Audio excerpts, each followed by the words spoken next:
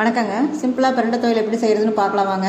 அதுக்கு 4 table spoon உளுந்தம் பருப்பு, 2 வரமிளகாய், 1 தக்காளி, 1 பெரிய வெங்காயத்தையும் கட் பண்ணி வச்சுருக்கேங்க. 10-12 பூண்டு, அப்புறம் புளி கொஞ்சம் கரைச்சி எடுத்துக்கிட்டேங்க. நான் தோட்டத்தில் பிரண்டை வச்சுருக்கிறதுனால கொழுந்தாக எடுத்துகிட்டு வந்தேன், அதனால் அப்படியே நான் கட் பண்ணி வச்சுருக்கேங்க.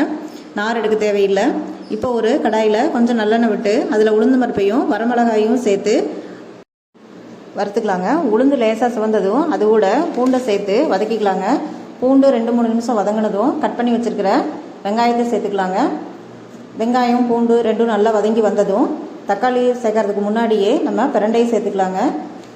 பிரண்டை எண்ணெயில் நல்லா வதங்கி வரணும். பிரண்டை கலர் மாதிரி எண்ணெயில் நல்லா வதங்கி வந்ததும் தக்காளியும் அதோட கொஞ்சம் உப்பையும் சேர்த்து வதக்கிக்கலாங்க. தக்காளி வெங்காயம் எல்லாம் வதங்கி வந்ததும் அதோட புளி தண்ணியை சேர்த்து நல்லா தண்ணி சுண்டி வரலும் வதக்கிக்கலாங்க.